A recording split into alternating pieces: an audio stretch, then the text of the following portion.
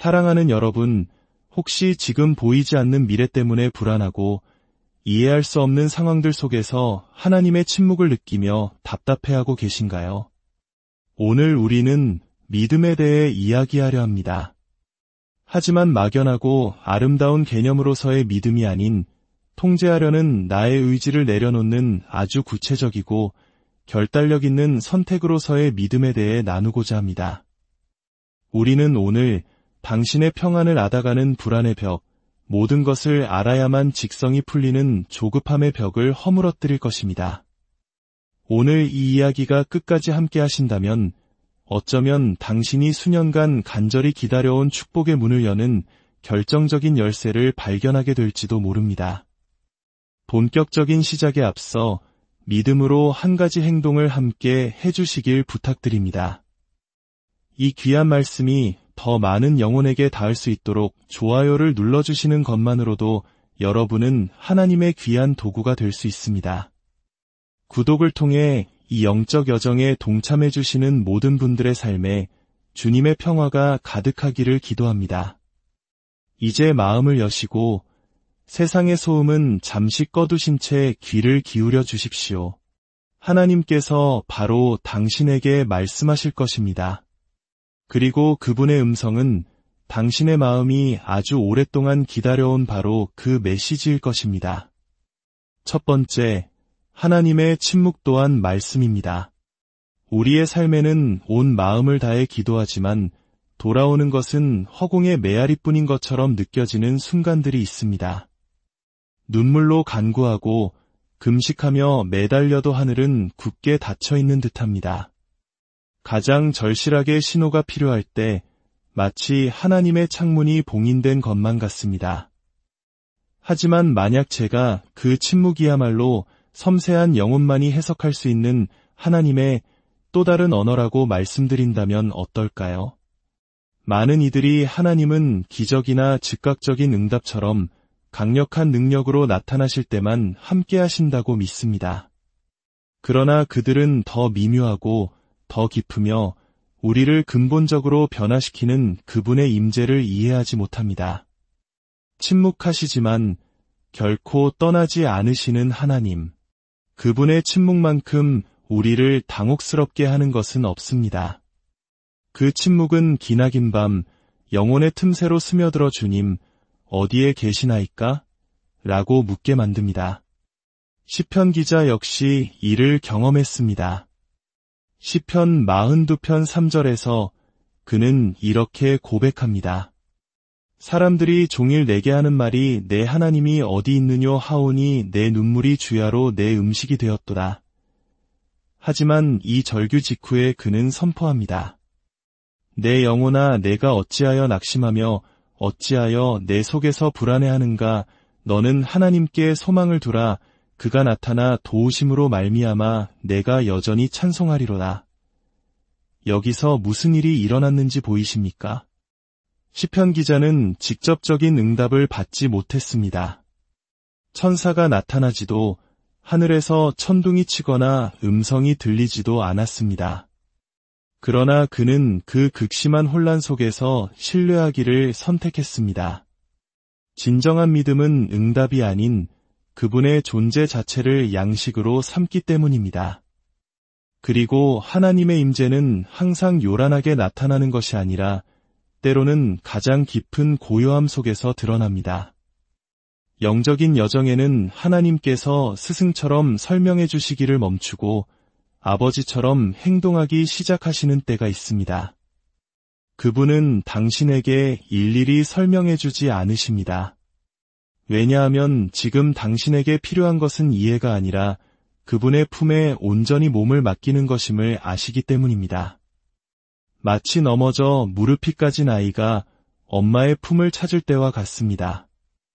아이에게 필요한 것은 추락의 물리학적 원인에 대한 설명이 아닙니다. 아이는 오직 위로를 원합니다. 괜찮아, 내가 여기 있잖니. 다 지나갈 거야 라고 말해주는 그 따뜻한 포옹이 필요할 뿐입니다. 당신도 그런 순간들이 있었을 겁니다. 이유를 찾고 이론을 세우고 해답을 구하며 이런 질문들을 던졌을 겁니다. 왜 저를 고쳐주시지 않나요? 왜 제가 기도한 그 직장을 주지 않으시나요? 왜 그토록 사랑했던 그 사람을 잃도록 허락하셨나요? 그리고 하나님은 침묵하십니다. 하지만 그 침묵은 거절이 아니라 계시입니다. 바로 그 침묵 속에서 당신은 진정으로 중요한 것이 무엇인지 보기 시작합니다. 당신의 수많은 질문들이 사실은 피상적이었으며 당신이 진정으로 원했던 것은 해결책이 아니라 당신은 혼자가 아니다라는 확신이었음을 깨닫게 됩니다. 그리고 그 확신은 말이 필요 없습니다.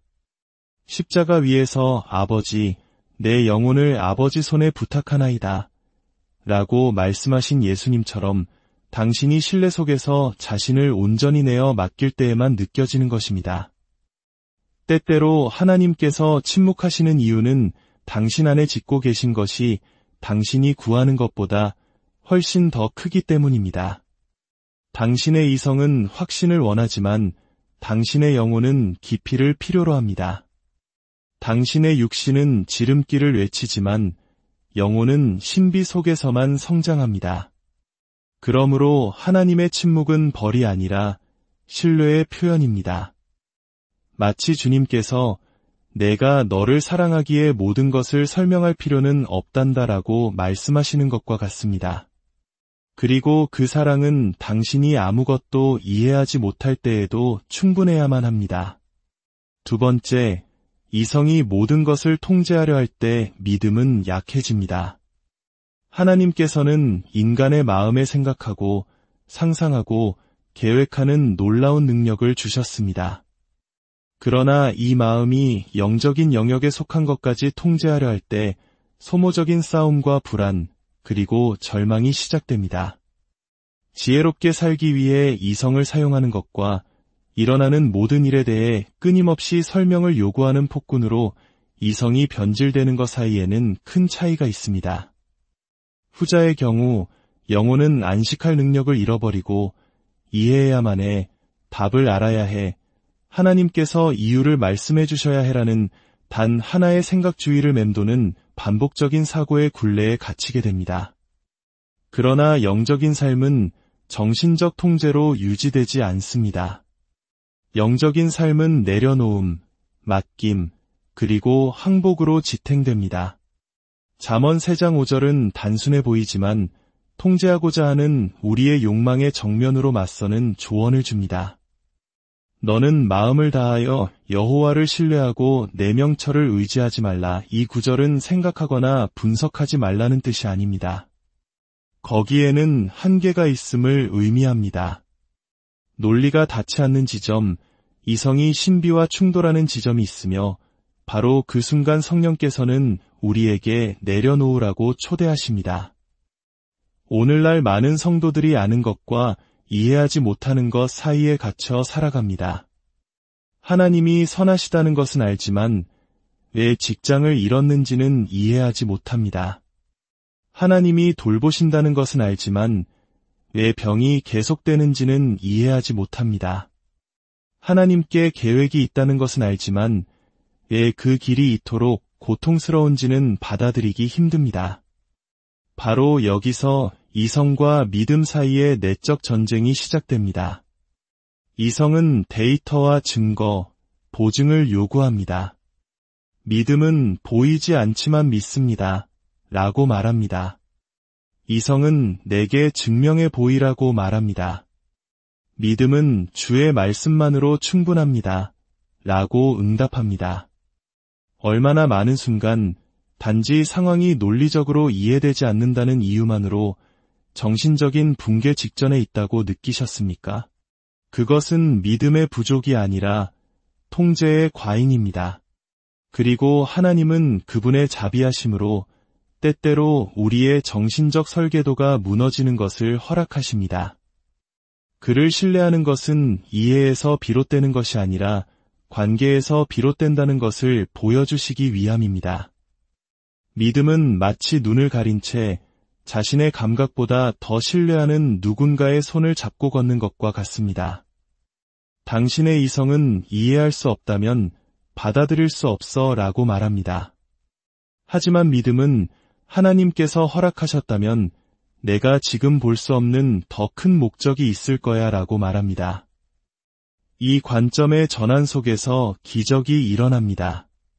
불안이 평안에게 자리를 내어주고 통제하려는 욕구는 하나님의 주권 앞에 무릎 꿇으며 영혼은 깊은 안식을 경험하기 시작합니다. 당신의 마음이 평온하기 위해 모든 것을 이해할 필요는 없습니다.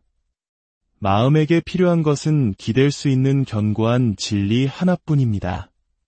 그리고 그 진리의 이름은 바로 그리스도이십니다. 예수님의 단 한마디 말씀에 바다가 잠잠해졌던 것처럼 당신의 마음 또한 성령께서 주도권을 잡으시도록 허락한다면 고요해질 수 있습니다. 세 번째, 세상이 줄 수 없는 평안. 세상은 끊임없이 한 가지 종류의 평안을 팔려고 합니다. 모든 것이 질서정연하고 문제가 없으며 청구서가 해결되고 건강이 안정적이며 관계가 좋을 때 얻어지는 평안입니다. 하지만 이 평안은 너무나 연약해서 예기치 않은 소식이나 인생의 작은 반전 앞에서도 쉽게 깨져버립니다. 그러나 하나님의 평안은 다릅니다. 그것은 외부에서 일어나는 일에 좌우되지 않습니다. 왜냐하면 그것은 내면에서 영혼 깊은 곳에서 솟아나기 때문입니다. 살아있기 위해 외부의 이유가 필요 없는 평안입니다. 예수님께서는 십자가를 앞둔 결정적인 순간에 이 평안에 대해 말씀하셨습니다. 요한복음 14장 27절입니다. 평안을 너희에게 끼치노니 곧 나의 평안을 너희에게 주노라. 내가 너희에게 주는 것은 세상이 주는 것과 같지 아니하니라. 너희는 마음에 근심하지도 말고 두려워하지도 말라. 이 얼마나 강력한 선포입니까? 예수님은 제자들이 혼란과 박해, 상실을 겪게 될 것을 아셨습니다. 그럼에도 불구하고 그분은 자신의 평안을 남겨주셨습니다. 그냥 평안이 아닌 그분의 평안을 말입니다. 이것은 우리에게 깊은 진리를 보여줍니다. 그리스도의 평안은 갈등이 없는 상태가 아니라 폭풍의 한가운데에서도 그분이 함께 하신다는 확신입니다. 많은 사람들이 평안을 위해 기도하지만 그것이 모든 문제가 해결되고 더 이상 의문이 없는 상태를 의미하기를 기대합니다. 하지만 하나님의 평안은 다릅니다. 그것은 당신이 모든 답을 갖고 있지 않아도 평안 가운데 거할 수 있음을 의미합니다. 오늘날 세상은 소음과 뉴스, 의견과 요구, 기대로 가득 차 있습니다. 이 모든 혼돈 속에서 성령께서는 속삭이십니다. 고요하라. 내가 너와 함께 있느니라. 나의 평안이 지금 너를 위해 준비되어 있다. 받으라. 모든 것이 좋아질 때까지 미루지 말고 지금 이 순간 있는 모습 그대로 받으라. 하나님의 평안이 당신의 내면에 자리 잡을 때 바깥 세상의 그 어떤 것도 당신의 중심을 흔들 힘을 갖지 못합니다. 그리고 당신은 더 이상 세상에 의존하지 않고도 평안할 수 있는 하나님의 마음 안에서 당신의 피난처를 찾은 자의 깊은 신뢰 속에서 살아가게 될 것입니다. 네 번째, 인생의 키를 놓아야 길을 찾습니다. 영적인 삶에서 가장 큰 어려움 중 하나는 명백한 죄나 가끔의 넘어짐이 아닙니다.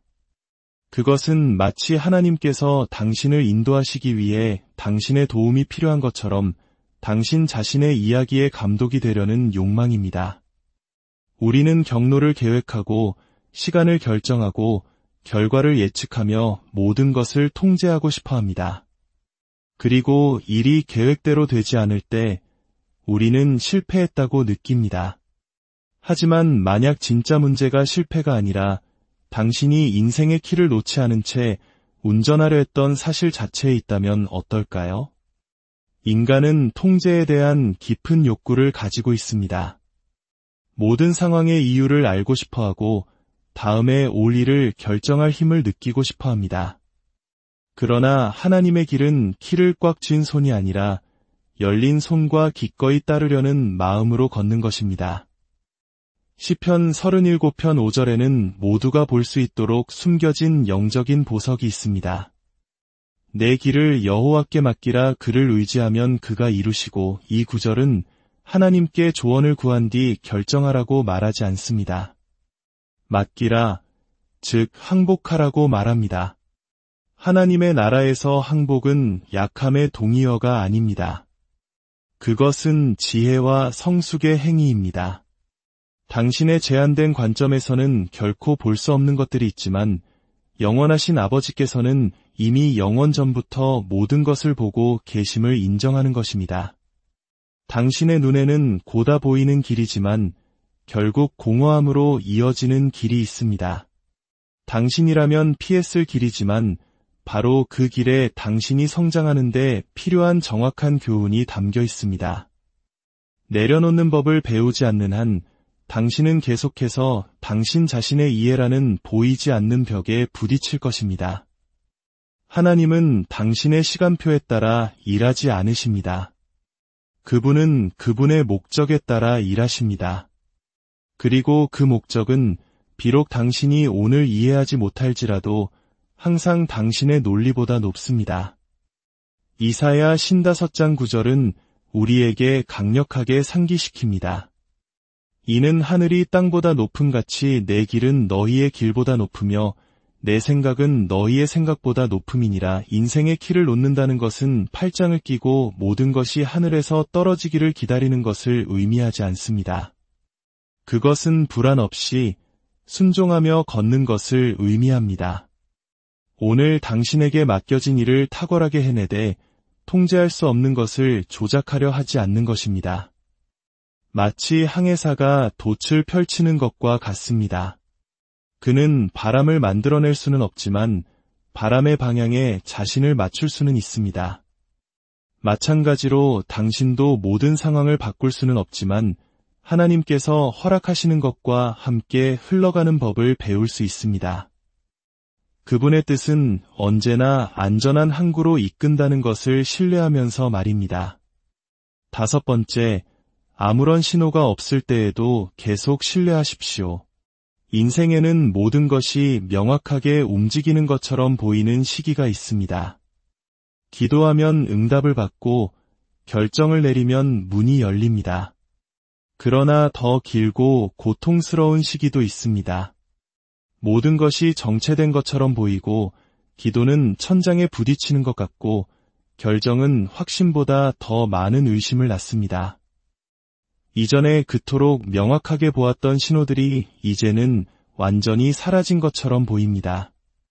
바로 이런 종류의 광야에서 많은 사람들이 믿음을 잃습니다. 왜냐하면 그들은 모든 것이 순조로울 때만 믿도록 배웠기 때문입니다. 그러나 진정한 믿음은 눈에 보이는 신호로 강해지는 것이 아니라 아무것도 보이지 않을 때에도 하나님은 여전히 하나님이시라는 깊은 확신으로 강해집니다. 히브리서 11장 1절은 우리에게 핵심 원리를 보여줍니다.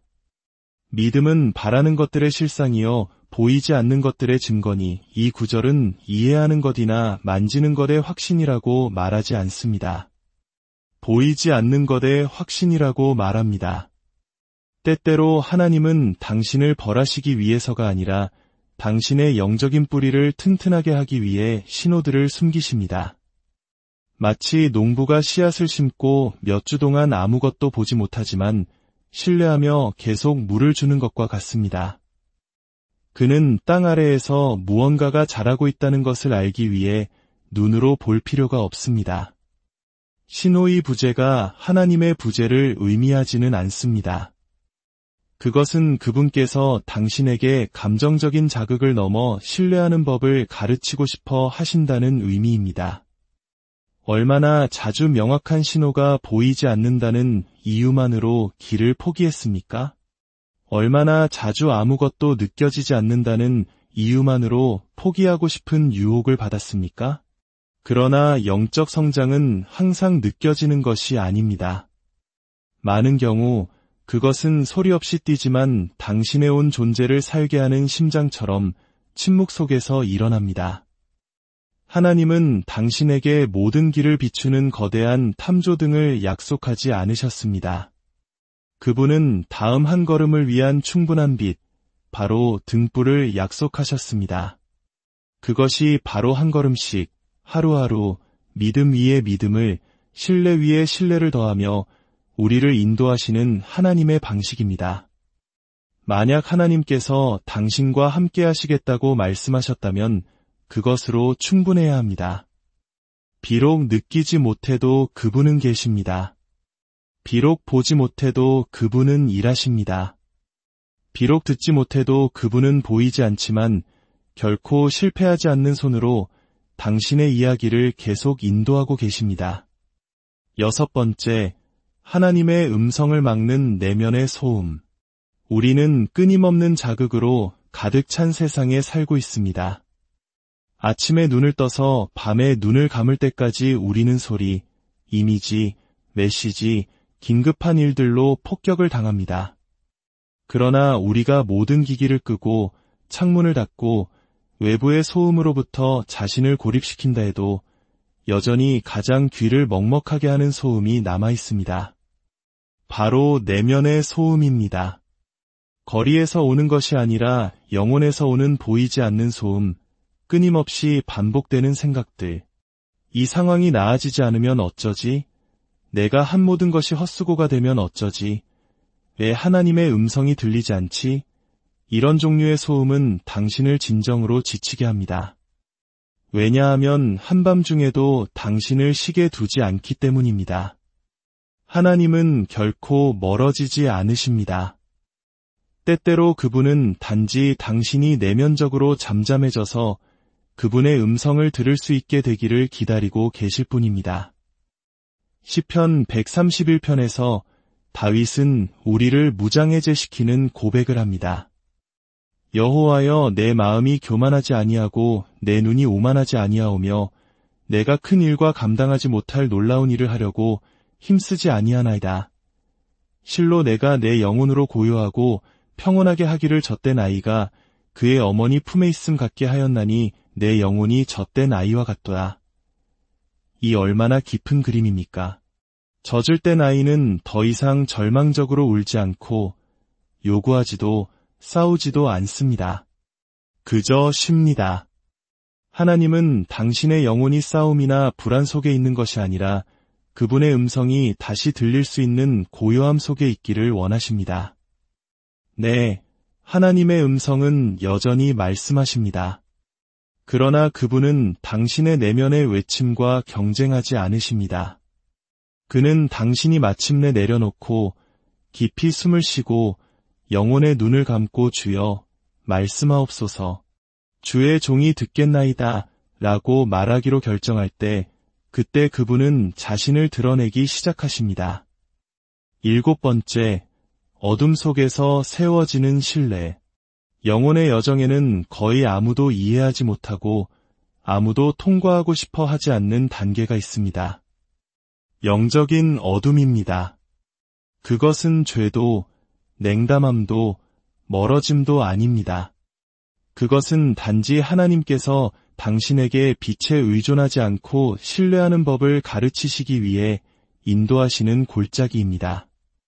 믿음은 당신이 하나님의 음성을 듣고 그분의 신호를 보고 그분의 사랑을 눈에 띄게 경험할 때 시작됩니다. 그러나 진정한 신뢰는 모든 것이 꺼진 것처럼 보일 때, 응답도, 감정도, 기적도 없을 때, 그럼에도 불구하고 당신이 계속 믿기로 선택할 때 세워집니다. 시편 23편에서 다윗은 내가 사망의 음침한 골짜기로 다닐지라도 해를 두려워하지 않을 것은 주께서 나와 함께 하심이라고 썼습니다. 그는 골짜기에서 나올 때나 빛이 돌아올 때라고 말하지 않았습니다. 다닐지라도라고 말했습니다. 이는 당신이 피할 수 없는 길이 있다는 것을 의미합니다. 왜냐하면 하나님께서 당신을 벌하시기 위함이 아니라 당신 안에 당신도 몰랐던 믿음을 보여주시기 위한 훈련의 일부로 그것을 허락하셨기 때문입니다. 모든 것이 잘 될 때 신뢰하기는 쉽습니다. 그러나 통제력을 잃고 기도가 막히고 논리가 답을 주지 않을 때 바로 그때 당신의 영혼은 자신의 진정한 기반과 마주하게 됩니다. 당신은 진정 무엇을 신뢰하고 있습니까? 안정성, 당신의 이해력, 계획하는 능력입니까? 만약 이 모든 것이 사라진다면 당신은 여전히 하나님이 당신과 함께 하심을 믿겠습니까? 때로는 주님께서 당신 안에 그분이 지피신 작은 불꽃, 바로 그 불꽃 하나에만 의지하는 법을 가르치시기 위해 모든 외부의 빛을 끄십니다. 작지만 진짜 불꽃, 쇼가 없어도 살아남는 믿음, 기분에 좌우되지 않고 매일의 결단에 의존하는 신뢰. 주님, 비록 당신을 보지 못하지만 당신이 계심을 압니다. 8번째, 믿음이 응답을 대체할 때.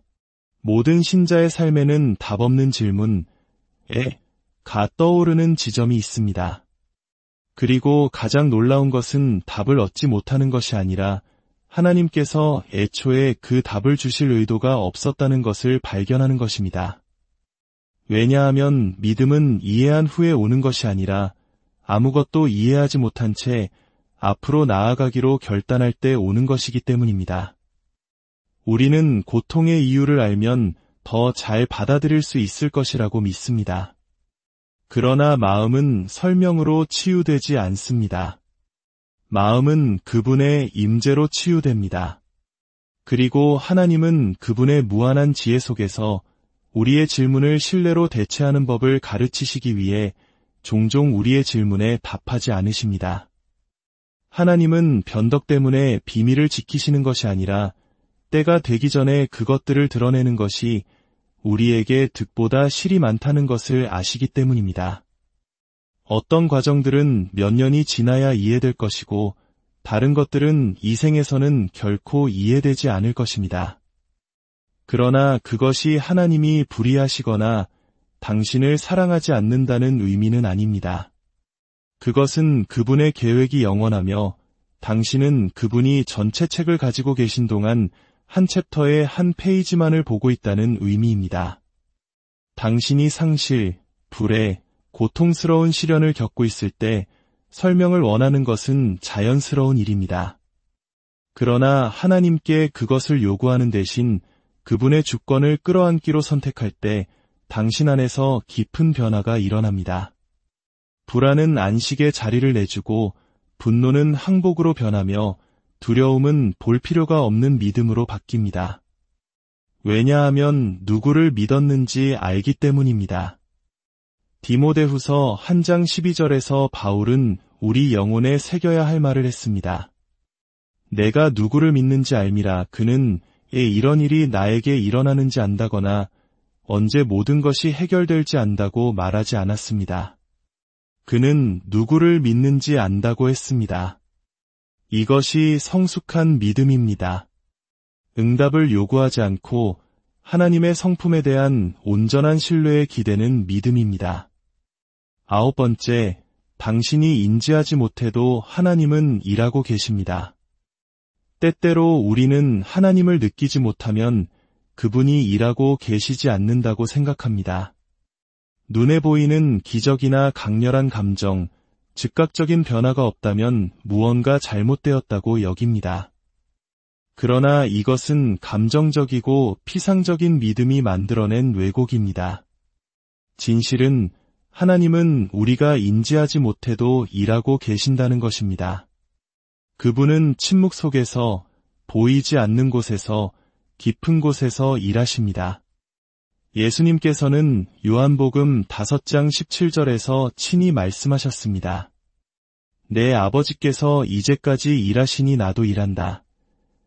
당신이 잠든 동안에도 하늘은 쉬지 않는다는 것을 믿을 수 있습니까? 당신이 아무런 움직임이 없다고 생각하는 동안에도 당신을 위해 승리하는 전투가 벌어지고 있습니다. 당신의 일을 위해 지정된 천사들이 있고 당신이 볼 수 없는 신성한 전략들이 있으며 완벽한 때에 당신과 만나기 위해 준비되고 있는 마음들이 있습니다. 그리고 당신은 제한된 시야로 왜 아무것도 변하지 않지? 라고 생각할지 모릅니다. 그러나 하나님은 당신에게 응답하십니다.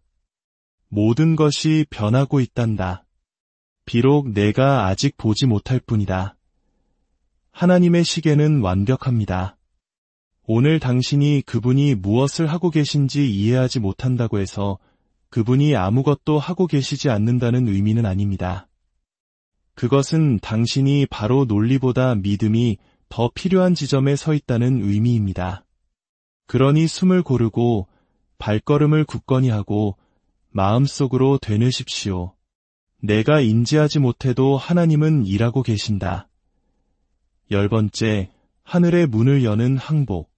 믿음의 가장 위대한 행위 중 하나는 선포하는 것도, 구하는 것도, 기다리는 것도 아닙니다. 그것은 온전히 항복하는 것입니다. 패배에 굴복하는 자로서의 항복이 아니라 결코 실패하지 않으시는 아버지께 신뢰하며 자신을 내어드리는 자로서의 항복입니다.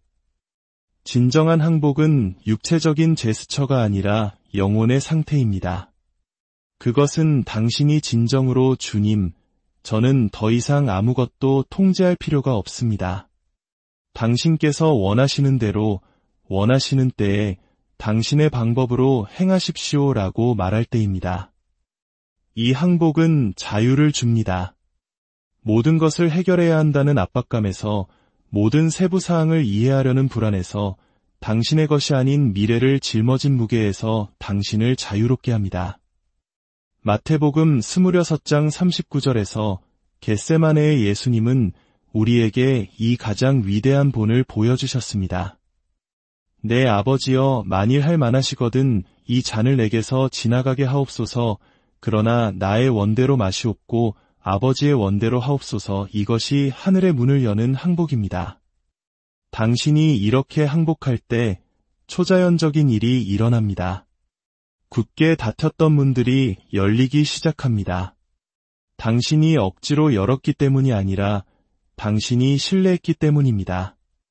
멀게만 느껴졌던 약속들이 다가오기 시작합니다. 당신이 그것들을 성취했기 때문이 아니라 하나님께서 그것들을 당신에게 가져오셨기 때문입니다. 그리고 당신이 그토록 찾아 헤매던 평안은 모든 답을 가졌기 때문이 아니라 당신을 사랑하시는 하나님께서 모든 것을 주관하고 계심을 알기 때문에 찾아옵니다. 오늘 하나님께서는 당신에게 모든 것을 내려놓으라고 초대하고 계십니다. 당신의 계획, 두려움, 의심, 조건들을 말입니다. 당신은 그분께 이렇게 말씀드릴 수 있습니까? 주님, 제 삶은 당신의 것입니다. 당신의 뜻대로 하십시오. 만약 당신이 이 말을 진심으로 할 수 있다면 당신은 하늘이 당신을 위해 움직이는 것을 볼 준비가 된 것입니다. 왜냐하면 항복은 끝이 아니라 새롭고 더 위대하며 영원한 것의 시작이기 때문입니다. 당신이 항복할 때 온 하늘은 하나님께서 당신을 위해 쓰신 목적을 이루기 위해 정렬합니다. 여러분의 삶의 모든 어두운 골짜기에서, 모든 침묵의 시간 속에서, 모든 이해할 수 없는 순간들 속에서 하나님은 당신과 함께 하십니다.